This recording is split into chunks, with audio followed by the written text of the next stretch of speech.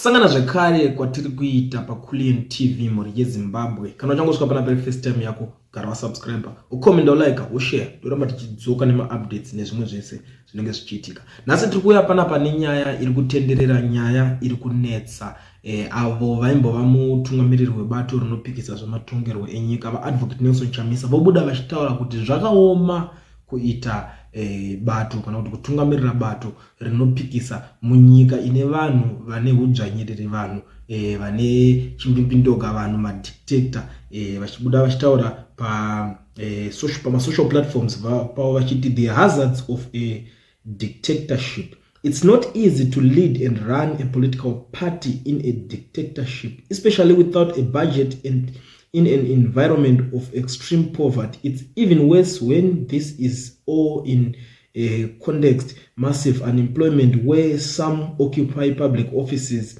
opportunistically mistaking citizens' representation and deployment for employment. It's a difficult environment. What an impossible task, but then to save is to sacrifice. Change must happen. The job will get done. Ndo mashoko avabuda vachitaura, ende vanhu vakawanda vaingogara vachingobvunza, vane mibvunzo yakasiyana siyana kune murume uyu anotwa Advocate Nelson Chamisa, vachitaura kuti kosei makazosvika pachikamu chekuti siya tiri nherera, muchitisiya takadaro munyika yakaoma kudai, munyika ine political parties anodzvanyirira vanhu kudai. So ndo pavari kuzobuda nhasi vari kupindura nyaya dzedzimwe dzinenge dzichibvunzwa nevanhu vakawanda vakasiyana siyana mumaplatforms esocial media nekune dzimwe nzvimbo, vachitaura kuti zvakatooma kuti urane political party munyika yakaita sei, especially usina mari, usina budget. Ndo pavataura chiti budget,